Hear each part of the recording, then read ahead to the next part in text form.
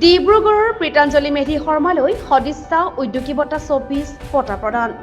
সদিচ্ছা উদ্যোগী বঁটা 2024 প্ৰদান কৰিছে ডক্টৰ অৰুণ কুমাৰ মিশ্ৰ ছাৰে। গুৱাহাটীৰ কটন মহাবিদ্যালয়ত অনুষ্ঠিত হোৱা এক গাম্ভীৰ্যপূৰ্ণ অনুষ্ঠানত এই বঁটা প্ৰদান কৰা হয়। এই বঁটা হিচাপে নগদ ধন, প্ৰশস্তি পত্ৰ, স্মাৰক আদি প্ৰদান কৰা হয়।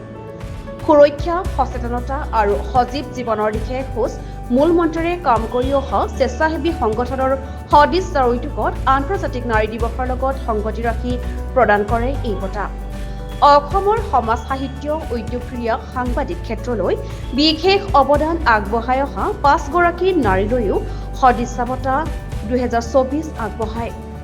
উল্লেখযোগ্য যে কাৰিকৰী উচ্চ শিক্ষাৰে শিক্ষিত ডিব্ৰুগড়ৰ প্ৰীতাঞ্জলি মেধি শৰ্মা চৰকাৰী চাকৰি ত্যাগ কৰি নিজেই এটা গাড়ীৰ ৱৰ্কশ্বপ খুলি হাতত হাতুৰী, ৰেঞ্চ, স্ক্ৰু ড্ৰাইভাৰ লৈ সমাজলৈ বাৰ্তা দিয়া এগৰাকী ব্যতিক্ৰমী নাৰী। পুৰুষতকৈও নাৰী কোনো গুণে কম নহয়। তাৰ উদাহৰণ হিচাপে বিভিন্ন সময়ত প্ৰতিফলিত হৈ অহাৰ দৰে প্ৰীতাঞ্জলি শৰ্মায়ো এগৰাকী ইয়াৰে উদাহৰণ।